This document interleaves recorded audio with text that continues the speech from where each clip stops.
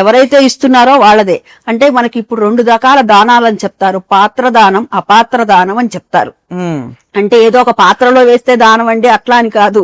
అంటే అది సక్రమంగా వినియోగించి, ఉదాహరణకి ఒక ఆయనకి నేను ఒక 100 రూపాయలు ఇచ్చాను. ఇస్తే ఆయన నిజంగా వాళ్ళ ఇంట్లో వాళ్ళ భార్యా పిల్లలకి ఆయనకి ఏది అవసరం ఉందో దానికి 100 రూపాయలతో గడిచిపోతుందా అని కాదు, ఉదాహరణకు చెప్తున్నానమ్మా నేను. కాబట్టి వాళ్ళకి ఉపయోగించుకుంటున్నారా, కుటుంబానికో లేదా వాళ్ళకి కావాల్సినటువంటి అవసరానికి వినియోగించుకుంటున్నారా లేదా అనేటటువంటిది చూసి అట్లాంటి వాళ్ళకి ఇవ్వాలి. ఇంకా 100 రూపాయలు ఒక ఆయనకి ఇచ్చాను నేను, కానీ అనవసరంగా ఖర్చులు పెడుతున్నాడు. అనవసరపు ఖర్చులు అన్న మాటతో నేను అంతవరకే ఆగిపోయాను.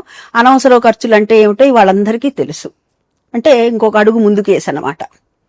అంటే మనం అక్కడ ఎవరికి ఇస్తున్నామో వాళ్ళు ఎలా వినియోగించుకుంటున్నారు అనే దాన్ని కూడా మనం గమనించాలి. ఇస్తున్నాము ఏదో మనకి ఏవో లేండి, సంవత్సరానికి ఒక్కసారిగా ఏమన్నా అరిగిపోతారా ఇస్తే అంటూ ఉంటారు, కొంతమంది దగ్గర మాట వింటూ ఉంటాం.